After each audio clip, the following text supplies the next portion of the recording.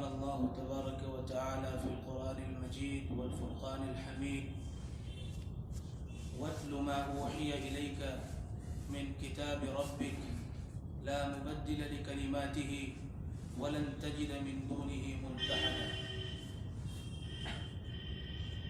اللهم أرنا الحق حقا وارزقنا اتباعه وأرنا الباطل باطلا وارزقنا اجتنابه رب اشرح لي صدري ويسر لي أمري واحلل عقدة من لساني يفقه قولي. قال النبي صلى الله عليه وآله وسلم لن تضلوا ما تمسكتم بهما كتاب الله وسنة رسوله تركت فيكم أمرين لن تضلوا ما تمسكتم بهما كتاب الله وسنة رسوله أو كما قال عليه الصلاة والسلام.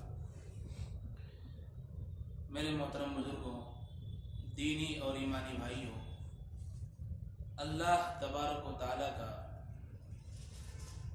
انتہائی شکر ادا کرتے ہیں کہ اللہ تعالیٰ نے آج کے اس درس قرآن کے لیے ہمیں آنے کی توفیق مرحمت فرمائی اور ہم سب قرآن مجید کی عظمت کو اپنے سینے سے لگائے ہوئے آج کے اس درس قرآن کی محفل میں شریک ہوئے ہیں.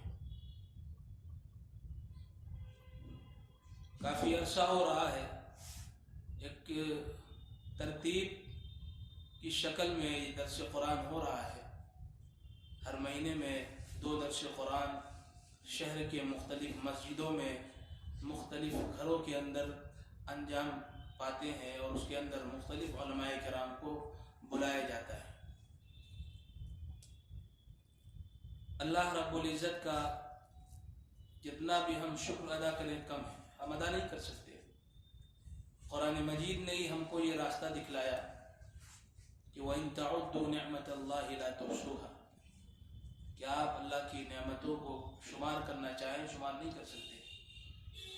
صبح سے لے کر شام تک ہم سجدے میں پڑے رہیں، رکوع کی حالت میں رہیں، تسبیحات دن بھر پڑھتے رہیں اور اس کے بعد بھی ہم اپنے دل سے یہ کہیں کہ ہم نے خدا کے لیے کچھ نہیں کیا.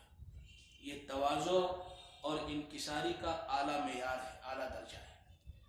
جہاں یہ بات دل میں آئی کہ ہم نے کچھ پڑھ لیا، کچھ سن لیا، کچھ سنا دیا، کچھ پروگرام ہم نے منعقد کر دیے، ہماری کامیابی کے لیے یہ کافی ہے.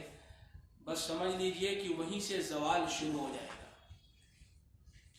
لہذا میں یہ سمجھتا ہوں کہ جو یہ مہینے میں 2 درس قرآن مختلف مسجدوں میں گھروں میں ہو رہے ہیں،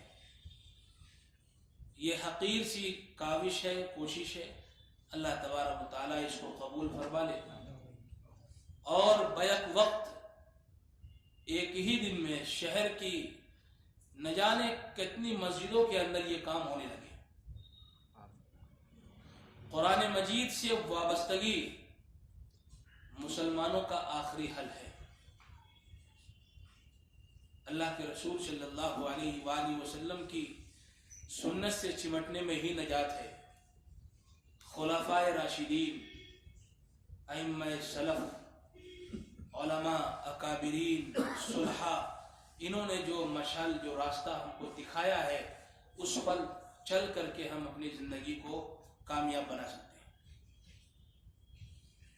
قرآن مجید جو ساری انسانیت کے لیے کامیابی کا ضامن ہے، یہ میری تمہیدی گفتگو ہے، بات تو ابھی شروع نہیں ہوئی ہے، تمہیدی بات میری ہے درس قرآن کے شروع کرنے سے پہلے، کہ قرآن مجید ساری انسانیت کی نجات کا ضامن ہے.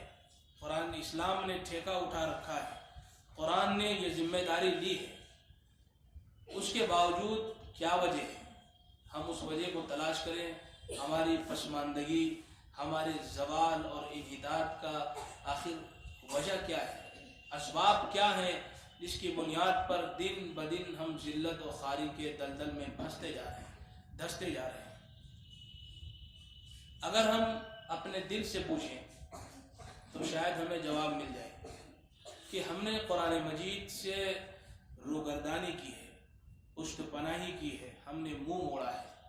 قرآن قرآن مجید کا جو حق تھا وہ ہم نے ادا نہیں کیا۔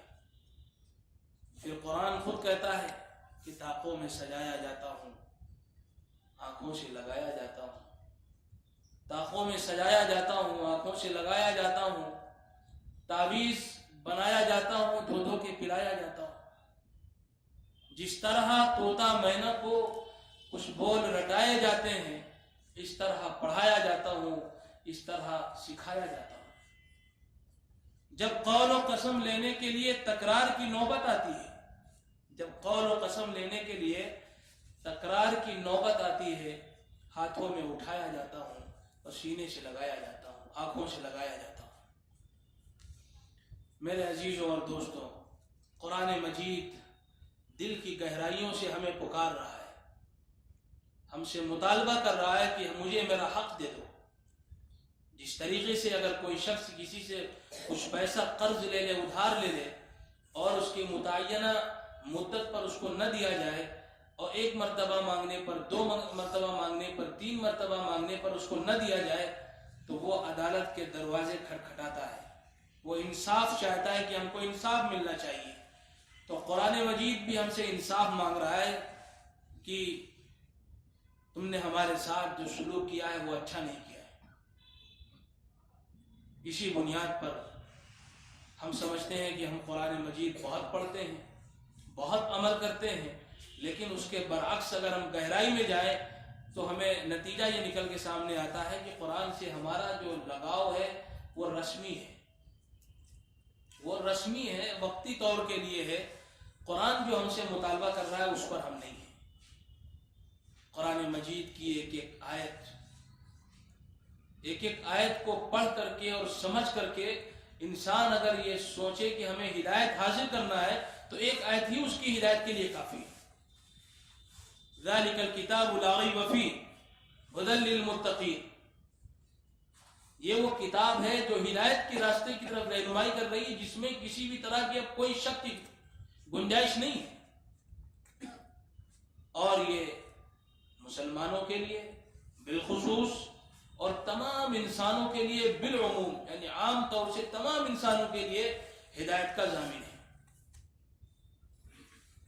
ضرورت تو یہ تھی کہ قرآن مجید کے پیغام کو ہم دنیا کے سامنے پیش کرتے، لیکن اب صورتحال یہ ہے کہ ہم خود ہی اپنے اپنوں کے سامنے نہیں پیش کر پاتے اور ہم خود ہی نہیں پڑھ پاتے اس کو۔ میں اگر قسم کھاؤں تو میری قسم غلط نہیں ہوگی۔ پوری زندگی گزر جانے کے بعد یہ شعور ہمارے اندر نہیں پیدا ہوا کہ قرآن کو پڑھنا کس طریقے سے ہے، اس سے بڑھ کر میں کیا کہہ سکتا ہوں۔ رسول اللہ کی زبان سے جو بات نکلی کہ قرآن اس طرح لوگ پڑھتے ہیں، یا اس طرح اگر پڑھو گے، اصول و ضوابط کو اپنے سامنے نہیں رکھو گے تو قرآن تمہارے چہرے پر مار دیا جائے گا، یعنی جو تم پڑھو گے وہ تمہاری طرف لوٹا دیا جائے گا، تمہارے سر سے اوپر نہیں جائے گا۔ ہر آدمی سوچ سکتا ہے، ہر فیلڈ میں جو لگا ہوا ہے، جو کام کر رہا ہے، اگر اس میں تھوڑی سی بے اصولی برتی جائے تو کیا وہ آپ کا کاروبار آپ کے لیے سود مند ہوگا، فائدے مند ہوگا؟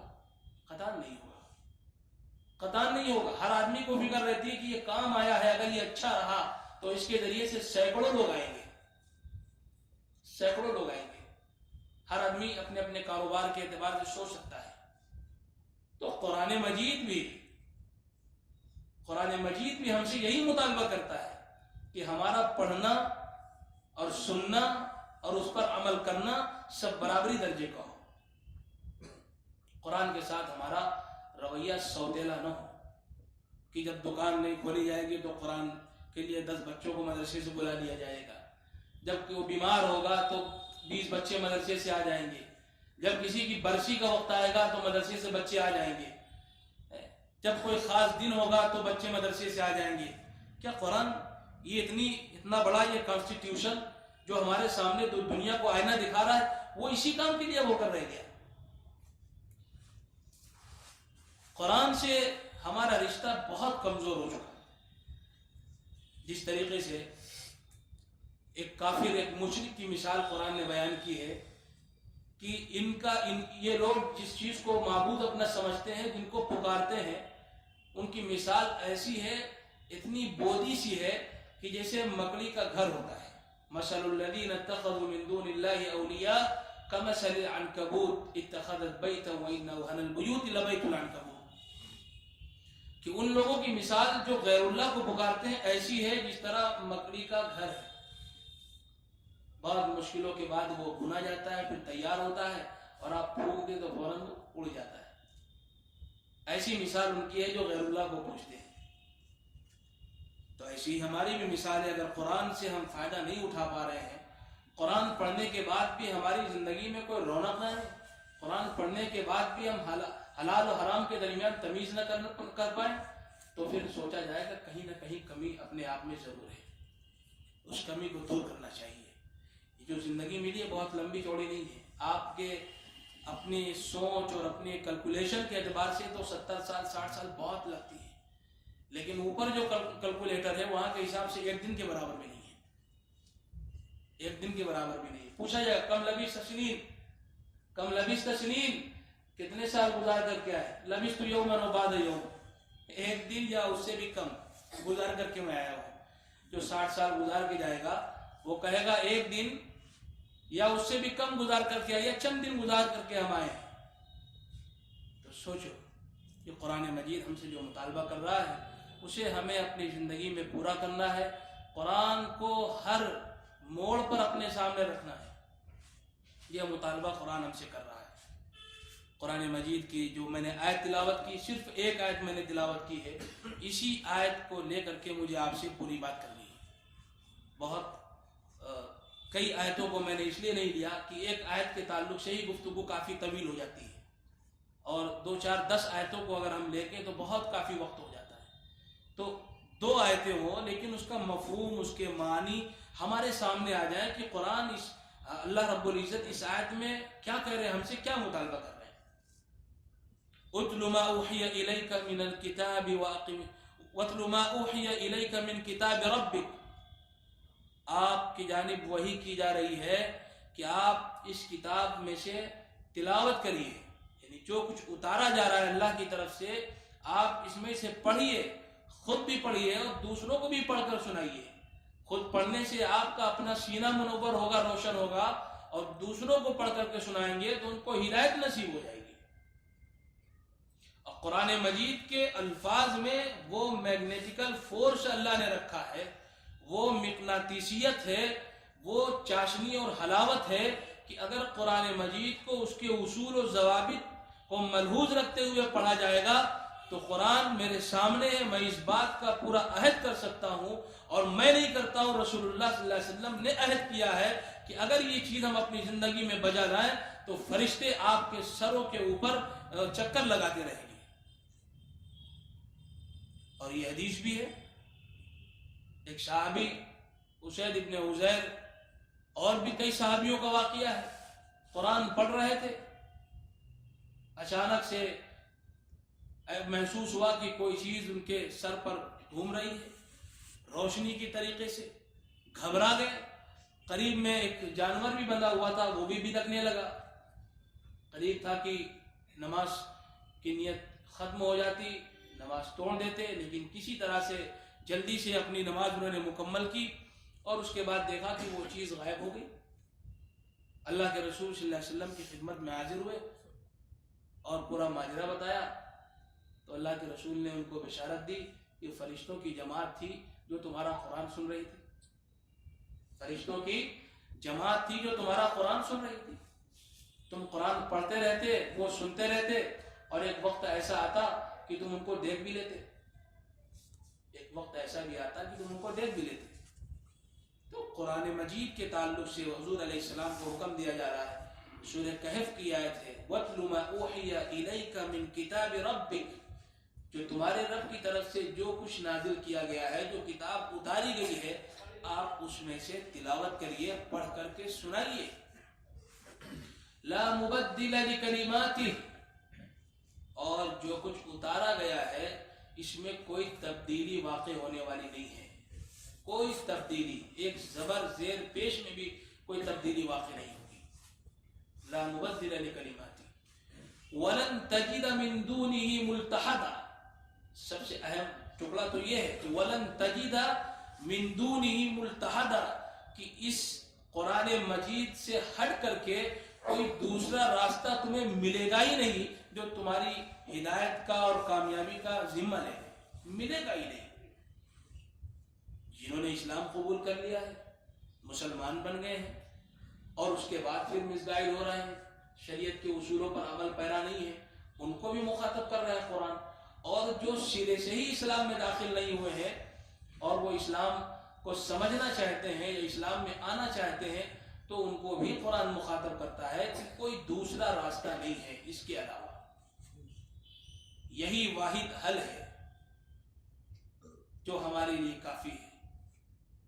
اور اس چیز کو ہم سرسری طور سے لیتے ہیں۔ قرآن مجید کا پڑھنا، سننا، سمجھنا، میں تو سمجھتا ہوں کہ شاید ہندوستان بہت پیچھے ہے اس معاملے میں، قرآن کے پڑھنے اور پڑھانے کے معاملے میں بہت پیچھے ہے۔ مدارس اگرچہ زیادہ تعداد میں ہے، لیکن جو سسٹم ہونا چاہیے وہ سسٹم میں کمزور ہیں لوگ۔ قرآن مجید اللہ کی وہ کتاب ہے کہ جس کو ہم اپنے قریب رکھ کر کے شرک سے ہم کامیابی حاصل کر سکتے ہیں۔ ہر کام ہم اپنا قرآن مجید سے لے سکتے ہیں، ہر موڑ پر قرآن ہماری رہنمائی کرے گا۔ اللہ کے رسول صلی اللہ علیہ وآلہ وسلم کی ایک حدیث ہے جو حضرت علی رضی اللہ تعالیٰ عنہ سے روایت ہے، وعن علی رضی اللہ تعالیٰ قال قال النبی صلی اللہ علیہ وسلم ستكون فتنہ قلت ما المخرج قال كتاب الله قال كتاب الله نبأ ما قبلكم وخبر ما بعدكم والفصل ليس بالهزل تركه من جبار قسمه الله ومن ابتغى الهدى لغيره أضله الله۔ حضرت علی سے روایت رضی اللہ تعالیٰ کہتے ہیں پیغمبر علیہ السلام نے فرمایا کہ فتنے ظاہر ہوں گے، فتنے نمودار ہوں گے، سر اٹھائیں گے۔ تو پوچھا کہ اللہ کے حبیب ان سے بچنے کا راستہ کیا ہے، کیسے بچا جائے گا، مل مخرج، کیسے اس سے نکلیں گے؟ تو فرمایا کتاب اللہ، اللہ کی کتاب کے ذریعے سے تم اپنے آپ کو بچا سکتے ہو، اللہ کی کتاب کے ذریعے سے اپنے آپ کو تم بچا سکتے ہو۔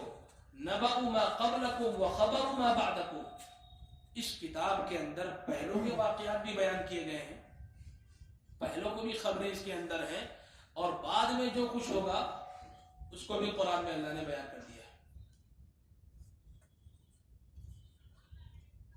وَمَنِ ابْتَغَى الْهُدَى لِغَيْرِهِ أَضَلَّهُ اللَّهُ وَالْفَصْلُ لَيْسَ بِالْهَزْلِ۔ اور قرآن مجید ہم سے جو بات کرتا ہے وہ تفسیری کرتا ہے، ایک ایک گوشے کی طرف ہماری رہنمائی کرتا ہے۔ ایسا نہیں ہے کہ کوئی چھوٹی سی بات اشارہ کر دیا اس کے بعد چھوڑ دیا۔ والفصل لیس بالہزل، یہ موتی ہے، خزینہ ہے، پورا اپنے اندر سمیٹے ہوئے ہے۔ لیس بالہزل، یہ کوئی لغو بات نہیں ہے۔ ترکہ من جبار قسمہ اللہ، اگر کوئی شخص اپنی طاقت و قوت اور لشکر کو سامنے رکھتے ہوئے یہ بات اگر کہتا ہے کہ نہیں میں قرآن کے خلاف کھڑا ہوں گا اور قرآن کے خلاف میں ہر کام کروں گا، تو چاہے جتنا وہ قوت والا ہو، چاہے جتنا وہ طاقتور ہو، جابر و ظالم ہو، ترکہ من جبار قسمہ اللہ، اللہ اس کو ناپید کر دے گا، اس کو تباہ و برباد کر دے گا، اس سے بدلہ لے لے گا۔ ترکہ من جبار قسمہ اللہ۔ اور اس کے بعد کا جو جملہ ہے کہ وَمَنِ ابْتَغَى الْهُدَى لِغَيْرِهِ أَضَلَّهُ اللَّهُ۔ اور اس قرآن مجید کو چھوڑ کر کے اگر کوئی شخص کسی اور کتاب کے ذریعے، کسی اور اصول کے ذریعے اپنی زندگی کو سنوارنا چاہے گا تو وہ گمراہ ہو جائے گا، گمراہ ہو جائے گا۔ ایک مرتبہ حضرت عمر رضی اللہ تعالیٰ عنہ اللہ کے رسول صلی اللہ علیہ وسلم کی خدمت میں حاضر ہوئے، غالباً توریت کا کچھ ٹکڑا تھا ان کے پاس لکھا ہوا کسی شکل میں، اور کہا کہ اللہ کے حبیب صلی اللہ علیہ وسلم یہ جو ہے، یہ جو توریت کا یہ حصہ ہے، کیا اس کو ہم پڑھ سکتے ہیں، جبکہ اس کے اندر کوئی ایسی بات نہیں جس سے ہمارے عقیدے پر کوئی اثر پڑ رہا ہو؟ تو اللہ کے رسول صلی اللہ علیہ وآلہ وسلم کی آنکھیں لال ہو گئی غصے سے، اور کہا کہ میں موجود ہوں، اللہ کی کتاب موجود ہو اور تم اس طرح کا سوال کرتے ہو؟ غصہ ہوئے فوراً۔ تو بتانا یہ مقصود ہے کہ قرآن مجید ہی ہمارے لیے حل ہے، اور اگر ہم چاہتے ہیں کہ وہ عروج، وہ اقبال مندی جو ہم کو قرآن نے دیا تھا وہ پھر سے ہم کو مل جائے، تو بس یہی ایک سوال ہے کہ قرآن سے ہم وابستہ ہو جائیں، قرآن کو ہم پڑھنا شروع کر دیں صحیح معنوں کے اندر۔ اور مطالبہ صرف آپ عام لوگوں سے نہیں ہے، صرف عام لوگوں سے نہیں ہے، اس سے کہیں زیادہ خاص لوگوں سے ہے، جو قرآن کے معنی اور مفاہیم بیان کرتے ہیں، ان خاص لوگوں سے بھی ہے کہ وہ قرآن مجید کو صحیح طریقے سے عوام کے سامنے پیش کرے، قرآن کا جو صحیح حق ہے وہ قرآن کو ہمیں دے۔ إِنَّهُ لَا يَأْتِيهِ الْبَاطِلُ مِنْ بَيْنِ يَدَيْهِ وَلَا مِنْ خَلْفِهِ تَنزِيلٌ مِنْ حَكِيمٍ حَمِيدٍ وَحَبْلُ اللَّهِ الْمَتِينُ وَالذِّكْرُ الْحَكِيمُ وَالصِّرَاطُ الْمُسْتَقِيمُ۔ اسی قرآن کے بارے میں کہا گیا کہ یہی قرآن مجید اللہ کی مضبوط رسی ہے، اس کو تھام لیا جائے، ہر موقع پر ہم قرآن کی طرف راغب ہو جائیں، قرآن سے پوچھیں، حل تلاش کریں۔ وَحَبْلُ اللَّهِ الْمَتِينُ وَالذِّكْرُ الْحَكِيمُ، قرآن مجید پڑھنا سب سے افضل ذکر ہے، قرآن مجید کو پڑھ کر کے ہم اپنے سینوں کو منور کریں۔ والصراط المستقیم، اور قرآن مجید ہی سے ہم کو سیدھا راستہ مل سکتا ہے۔ ہم دن میں 5 مرتبہ فرض نماز ادا کرتے ہیں، اہدنا الصراط المستقیم کہتے ہیں، لیکن ہم کبھی اس آیت کی گہرائی میں گئے نہیں ہیں۔ اہدنا الصراط المستقیم کا مطلب کیا ہے؟ ایک جملے میں بات کہہ دوں کہ اہدنا الصراط المستقیم، پورا قرآن اہدنا الصراط المستقیم ہے، پورا قرآن اہدنا الصراط المستقیم جو ہم مانگتے ہیں، طلب کرتے ہیں، وہ پورا قرآن ہے۔ اللہ کے رسول علیہ السلام نے فرمایا کہ ترکت فیکم امرین لن تضلوا ما تمسکتم بہما کتاب اللہ و سنت رسولی، کہ 2 باتیں، 2 چیزیں، 2 چراغ میں تمہارے درمیان چھوڑ کے جا رہا ہوں، اور جب تک تم ان کو مضبوطی سے تھامے رکھو گے، جب تک تم ان سے اپنے آپ کو جوڑے رکھو گے، کبھی تم گمراہ نہیں ہوگے، تمہارے اوپر کوئی غلبہ حاصل نہیں کر سکتا۔ وہ کیا ہے؟ اللہ کی کتاب اور اللہ کے رسول علیہ السلام کا طریقہ، سنت۔ اور یہ دونوں چیزیں ہمارے اندر سے نکل رہی ہیں، دونوں چیزیں ہمارے یہاں ناپید ہیں۔ ہم بہت سے ایسے بچے ہیں جو مدارس میں پڑھتے ہیں، لیکن اس کا اگر ریشیو نکالا جائے تو بہت کم اس کا ریشیو ہے، اور عام طور سے لوگ اس سے بالکل دور ہیں۔ بس وہی جو نماز میں، فرض نمازوں میں سن لیا، بس وہی تو ہے، اس کے علاوہ ہم کہاں قرآن سنتے ہیں یا قرآن ہم پڑھتے ہیں، یا قرآن کو جب سننے کا موقع جب آتا ہے تو اس وقت اس مہینے میں کھیل تماشا ہوتا ہے، جس مہینے میں سننا چاہیے اس مہینے میں کھیل تماشا ہوتا ہے، اور پوری زندگی گزر گئی لوگوں کی، پوری زندگی گزر گئی۔ ابھی حال ہی کی 2-3 دن پہلے کی بات ہے، 2-3 دن پہلے کی بات ہے، میرے کانوں تک ایک بات آئی، عرض کر دوں آپ لوگوں کے سامنے کہ مولانا شعیب صاحب نے ایک تحریک چھیڑ رکھی ہے، اگر وہ اپنی اس حرکت سے باز نہیں آئیں گے تو خامیازہ بھگتنا پڑے گا۔ اللہ اکبر، میں نے کیا جرم کیا؟ میں نے کس کو گمراہ کر دیا؟ میں نے کس کو جہنم کا راستہ دکھلا دیا؟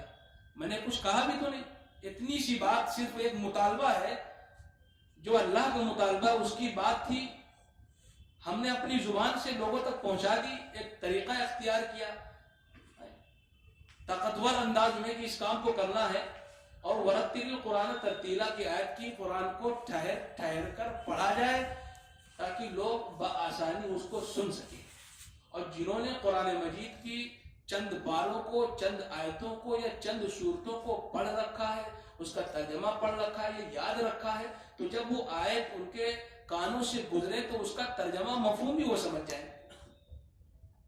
یہ میرا اتنا مطالبہ ہے۔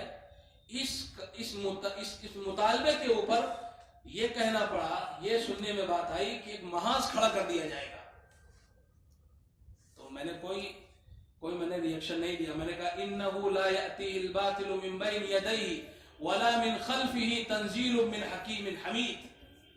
पैगंबर अलैहिस्सलाम ने फरमाया कि ये कुरान मजीद है और इसको जो लेकर के चलेगा न उसके दाएं कोई आ सकता है न बाएं कोई आ सकता है, न आगे न पीछे। तंजीलुम मिन हकीमिन हमीद, और ये कुरान मजीद मिन जानिबिल्लाह है, उसी की तरफ से उतरा है, कोई अफसाना नहीं है किसी का बनाया हुआ।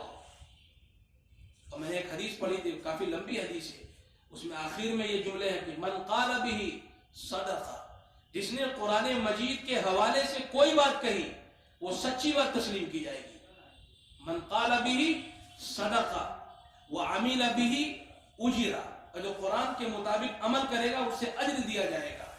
व हकम बिही अदला, और कुरान मजीद के जरिए से अगर इंसाफ करता है, वो कोई फैसला सुनाता है तो उसने इंसाफ किया।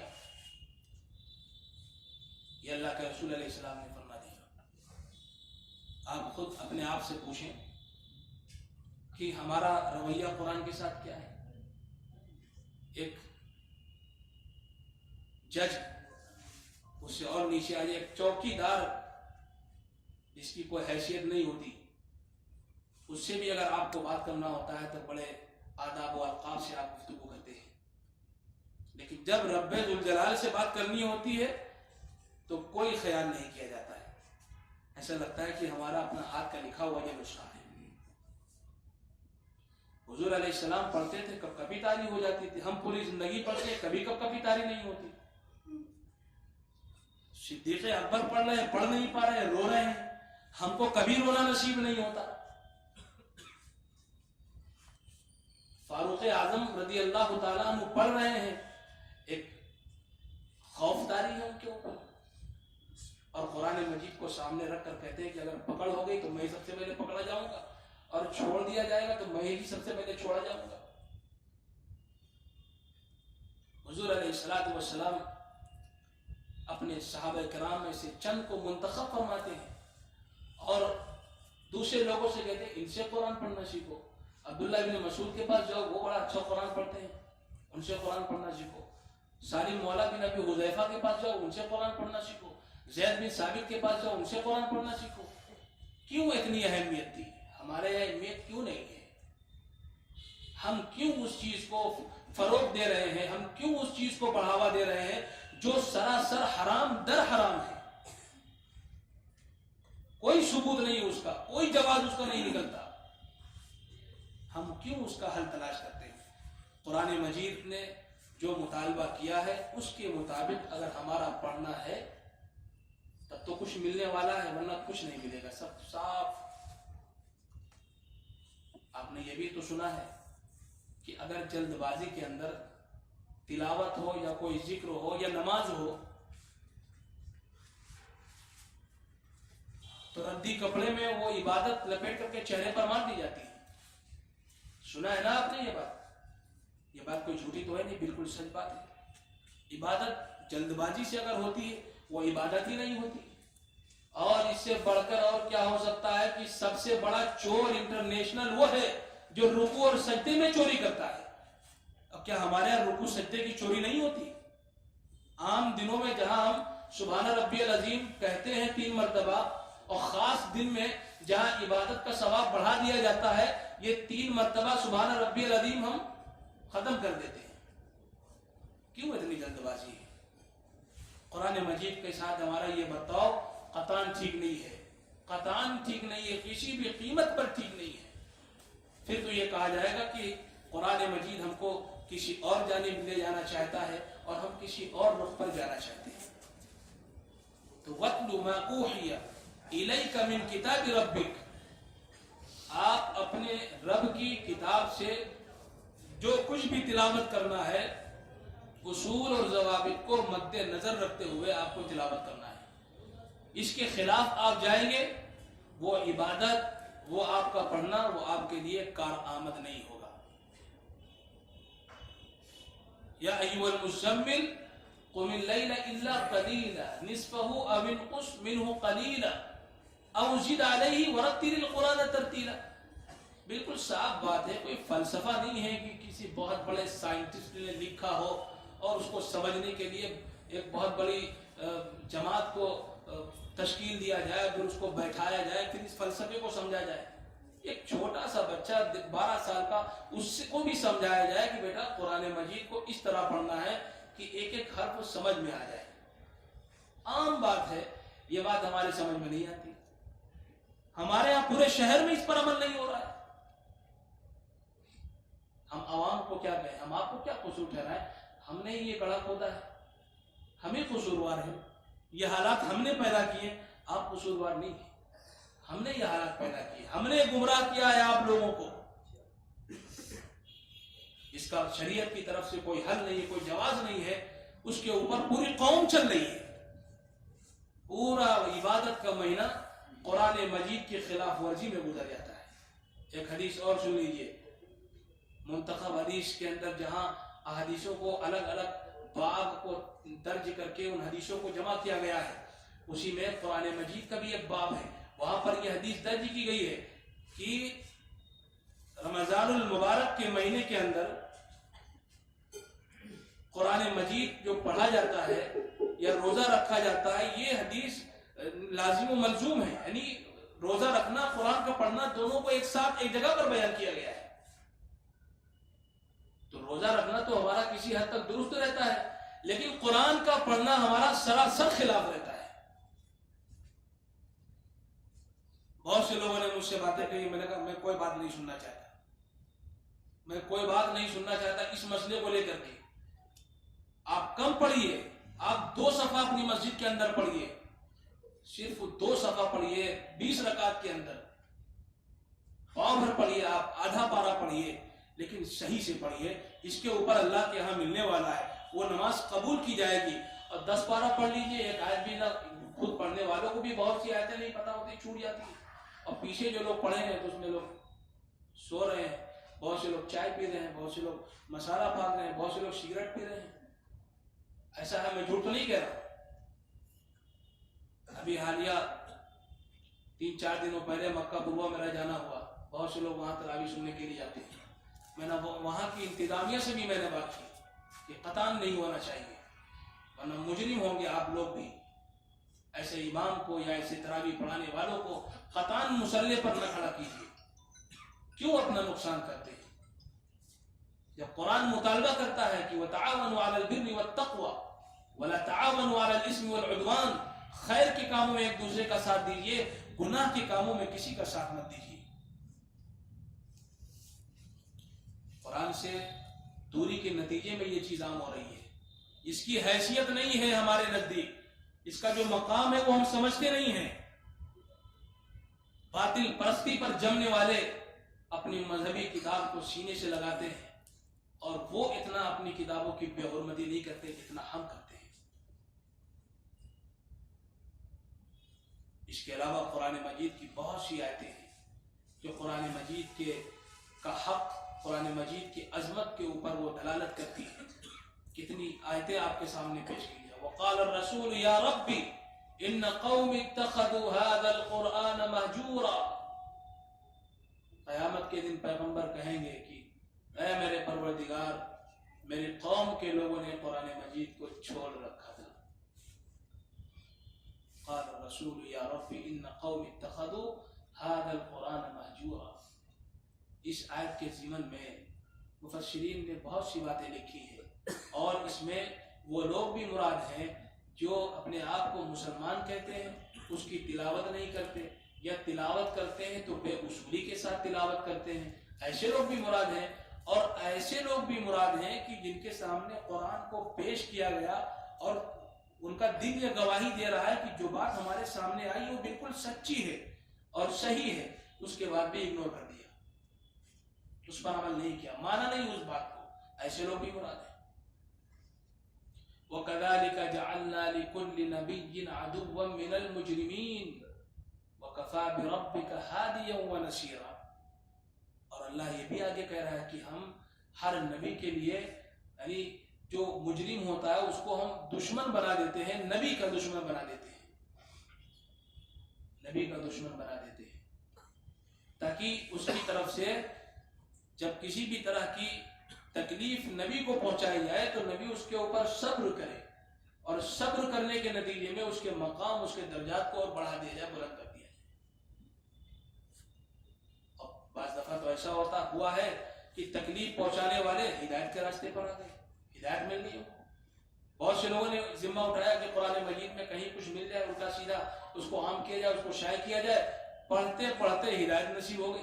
آئے دن آپ دیکھتے ہوں گے، اخبار پڑھتے ہوں گے، فلاں نے اسلام کا مطالعہ کیا، مسلمان ہو گئے، فلاں پوپ نے جو ہے آخری عمر میں اسلام قبول کر لیا۔ فلم انڈسٹری کے اندر بہت سے لوگ ہیں جو اسلام قبول کر رہے ہیں، اور قرآن مجید یا اذان سن کر کے، قرآن کی چند آیتوں کو سن کر کے کب اللہ ان کا دل بدل دے اور وہ اسلام کی طرف راغب ہو جائے۔ لیکن شکوہ ہمیں ان سے ہے جن کے گھروں میں قرآن رکھا ہوا ہے، جو کہتے ہیں کہ ہم قرآن کے حامل ہیں اور قرآن ہماری آخری کتاب ہے، تو ہمارا اس سے کتنا رشتہ ہے، ہم کتنا اس کو پڑھتے ہیں، یہ مطالبہ ہے۔ تو ہم قرآن مجید کو اس طرح سے پڑھیں، چاہے ہم 2 آیت پڑھیں، 4 آیت پڑھیں، کوئی ضروری نہیں ہے کہ آپ چند سالوں کے اندر پورا قرآن پڑھتے چلے جائیں۔ آپ اپنی وسعت کے مطابق جتنا آپ پڑھ سکتے ہیں بآسانی پڑھیں، تلفظ کے ساتھ پڑھیں۔ ممکن ہو اگر کوئی عالم دین آپ کو مل جائے اور اس کا مفہوم و ترجمہ آپ کو سمجھا دے تو پھر کیا کہنے۔ اور اس سے بڑھ کر کے یہی اتنی کوشش کر لی جائے کہ روزمرہ نمازوں کے اندر جو صورتیں پڑھائی جاتی ہیں کم از کم اس کا ترجمہ، اس کا مفہوم ہم کو معلوم ہو جائے۔ ایک اور چیز ہمارے یہاں معاشرے میں پھیل گئی ہے بہت تیزی کے ساتھ، اور وہ یہ ہے کہ چاہے جہاں آپ شہر میں جائیں گے، جس مسجد میں بھی جائیں گے، بس وہی چند صورتیں پڑھنے کا رواج آ گیا۔ میں تو تلاش کر رہا ہوں کہ پتہ نہیں کہاں سے یہ چیز رائج ہو گئی ہے، اور اسی پر عمل ہو رہا ہے، 70 سال سے اسی پر عمل ہو رہا ہے۔ پورا قرآن مجید ہے، پڑھیے، فقرؤ ما تیسر من القرآن، فقرؤ ما تیسر من القرآن۔ ایک صاحب سے میری بات ہوئی، میں نے کہا فقرؤ ما تیسر من القرآن، کہا ٹھیک ہے، بالکل بات صحیح ہے، لیکن جو نمازوں کے اندر جو صورتیں متعین کر دی گئیں یہ سنت ہے۔ میں نے کہا یہ سنت ہے تو سنت پر عمل اتنا ہے، فرض کو کیوں چھوڑتے ہیں آپ؟ قرآن مجید کا صحیح تلفظ کے ساتھ، ترتیل کے ساتھ پڑھنا فرض ہے، تو فرض کو چھوڑ کر کے سنت پر اتنا آپ جم گئے، یہ تو بدعت ہو گئی، یہ تو بدعت ہو گئی۔ فوراً خاموش ہو گئے۔ میں نے ایک اور بات ان سے کہی کہ پیغمبر علیہ السلام نے فرمایا کہ جمعہ کے دن چند صورتیں ہیں جن کے بارے میں آپ نے فرمایا کہ ان کو پڑھنے کا اہتمام کیا جائے۔ غالباً سورہ حامیم سجدہ ہے اور سورہ کہف ہے، ان کو پڑھنے کا آپ نے حکم دیا کہ اس کو پڑھا جائے، لیکن پھر آپ نے یہ بات بھی فرما دی کہ ہر جمعہ میں متواتر اس کو نہ پڑھا جائے، تاکہ لوگوں کے ذہن میں یہ بات نہ آ جائے کہ یہی صورتیں پڑھی جائیں گی، اس کے علاوہ کوئی دوسری صورت جمعہ کے دن نہیں پڑھی جائے گی۔ تو سنت کو سنت کے نظریے میں رکھ کر کے ہمیں عمل کرنا ہے، واجب کا جو مقام ہے اس کو وہ دیا جائے، جو فرض کا درجہ ہے وہ فرض کو دیا جائے۔ تو میرے عزیز اور دوستو، درس قرآن سے اپنے آپ کو جوڑیں، جہاں بھی درس قرآن ہوتا ہے اور بھی دینی جلسے ہوتے ہیں سب جگہ جائیے۔ یہ نہیں کہ جو درس قرآن کرتے ہیں وہ درس قرآن ہی میں آئیں گے، باقی کسی اور دوسرے جلسوں میں نہیں جائیں گے۔ یہ بات بھی میرے تک پہنچی ہے کہ درس قرآن جو لوگ کراتے ہیں اس میں شامل ہوتے ہیں، وہ اور مجلسوں میں شریک نہیں ہوتے ہیں۔ تو ایسی بات جو معاشرے میں پھیل رہی ہے، جس سے انتشار پیدا ہو رہا ہے، اس کو ختم کرنے کی کوشش کریں۔ مل جل کر کے آپ درس قرآن کرتے ہیں، یہ بھی دین کام ہے۔ کوئی درس حدیث کہیں پر انعقاد کر دیا، وہ بھی اچھا کام ہے۔ کہیں مسجد میں جوڑ رکھ دیا گیا، وہ بھی اچھا کام ہے۔ ہر کام دین کا ہر آدمی اپنی جگہ پر کر رہا ہے، تو جب تک کہ مل جل کر کے یہ کام نہیں ہوگا تب تک کہ ہم اپنے معاشرے کو صحیح ڈگر پر نہیں لا سکتے، اور شیطان اپنے جال پھیلا رہا ہے۔ تمسکتم بما کتاب اللہ و سنت رسول، میں 2 چیزیں چھوڑ کے جا رہا ہوں، قرآن مجید یعنی کتاب اللہ اور سنت رسول اللہ، اللہ کے رسول کا طریقہ اور سنت، اس کو مضبوطی سے پکڑے رکھو۔ دنیا کی کوئی طاقت تمہارا ایک بال بیکا نہیں کر سکتی، لیکن اس پر ہمارا یقین ہو، صرف زبان پر نہیں، عملی طور پر بھی یہ چیز ہمارے اندر آنی چاہیے۔ تو اس کا سب سے بہتر طریقہ میں یہ سمجھتا ہوں کہ ہمارے شہر کے اندر اور بھی جگہوں پر یہ چیز عام ہے، لیکن اگر ہم چاہتے ہیں کہ ہمارے اپنے شہر کی مسجدوں کا نظام اور سسٹم صحیح ہو جائے، تو اس کے لیے آپ لوگوں کو ہی آگے آنا پڑے گا، آپ لوگوں کو ہی پہل کرنی پڑے گی کہ ہم قرآن اچھا سننا چاہتے ہیں۔ آپ مطالبہ کریے اپنے مسجد کے امام سے، مسجد کے امام سے کہو تو وہ کہتے ہیں کہ مقتدی کہتے ہیں ایسا کرو، مقتدیوں سے کہو تو وہ کہتے ہیں امام نہیں مانتے، امام نہیں تیار ہے۔ اب اس مسئلے کو کیسے سمجھا جائے؟ جب امام سے بات کیا تو کہا ہے بھائی انتظامیہ کے لوگ تیار نہیں ہوتے، اور بہت سے ایسے لوگ ہیں جن کو یہ کرنا ہے وہ کرنا ہے، ان کی وجہ سے ایسا ہو رہا ہے۔ ان سے کہو تو کہتے ہیں امام صاحب نہیں تیار ہوتے۔ تو مفاہمت کیسی پیدا کی جائے گی کہ بات سمجھ میں آ جائے کہ کون نہیں تیار ہے؟ تو ہم اس موضوع پر نہیں جانا چاہتے کہ امام نہیں تیار ہے کہ مقتدی نہیں تیار ہے۔ تیاری ہمیں قرآن مجید سے لینا ہے کہ کیا کرنا ہمارے لیے صحیح ہے، اور اس کام کو کرنے کے لیے ہم کھڑے ہو جائیں۔ اور وہ یہ ہے کہ قرآن مجید ہم روزمرہ تو پڑھے ہی، لیکن وہ مبارک مہینہ جس میں قرآن اتارا گیا ہے، ہم قرآن مجید کو اس کا حق دیں۔ حق تو ادا نہیں کر سکتے، لیکن پوری کوشش کرنی ہے۔ جس طریقے سے کہا گیا کہ بھائی صحابہ کرام تھے، ان کے مقام کو کہاں پہنچ سکتے؟ کہا ٹھیک ہے ان کے مقام کو نہیں پہنچ سکتے، لیکن جو مجاہدہ، جو مشقت انہوں نے دین کے لیے برداشت کی آپ کر سکتے ہیں، بڑھیے آگے۔ اللہ رب العزت آپ کی رہنمائی کرے گا، غیر سے آپ کی مدد کرے گا، وہ کام آسان ہو جائے گا۔ تو ہم قرآن مجید کا حق ادا نہیں کر سکتے، لیکن حتی الامکان، حتی الوسع، جتنا ہم سے ہو سکے ہم توبہ کرتے رہیں اور ڈرتے رہیں کہ قرآن کی شان میں گستاخی نہ ہو جائے۔ مجھے بہت افسوس ہوا اس بات کو سن کر کے کہ ہاں اگر باز نہیں آتے ہیں تو ایک محاذ کھڑا کیا جائے گا۔ میں نے کہا محاذ کیا کھڑا ہوگا؟ وہ میں نے NGO کو چلا رہا ہوں، کوئی NGO یا کسی کے رقم میں نے لے کے مار لیا رکھ لی ہے، کچھ نہیں ہے میرے پاس۔ ایک سادی سی بات، ورتل القرآن ترتیلا، قرآن کو ترتیل کے ساتھ پڑھیے، بس اتنا مطالبہ ہے۔ اور یہ کام کرنا پڑے گا، یہ کام کرنا پڑے گا۔ اگر آدمی بغاوت پر اتر آئے گا تو خدا اسے لوٹے گا۔ بات آئی نہیں؟ ترکہ من جبار قسمہ اللہ، کوئی بھی ہو، ایک مسلمان بھی جابر و ظالم بن سکتا ہے، اور جو جابر و ظالم ہے وہ تو ہے ہی ہے۔ تو اس کے بارے میں ترکہ من جبار قسمہ اللہ وقل جاء الحق وزهق الباطل، حق آئے گا، باطل ناپید ہو جائے گا۔ تو محاسبہ اپنا کریں، اللہ سے توبہ کریں، دعا مانگیں اللہ سے کہ جو ہم سے یہ کوتاہی ہو رہی ہے۔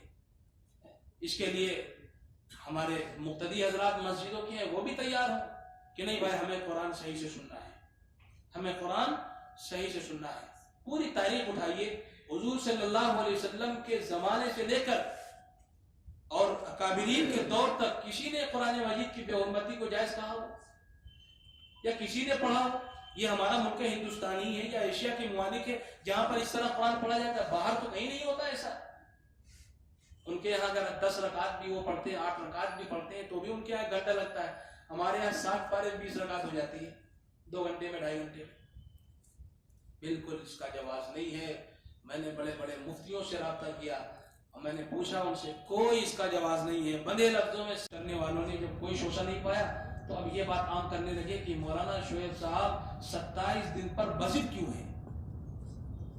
اللہ کے بندے، میں بضد نہیں ہوں، میں نے ایک نسخہ پیش کیا ہے کہ قرآن مجید کا پڑھنا صحیح طریقے سے ہو جائے تو وہ 27-28 دنوں میں ممکن ہے۔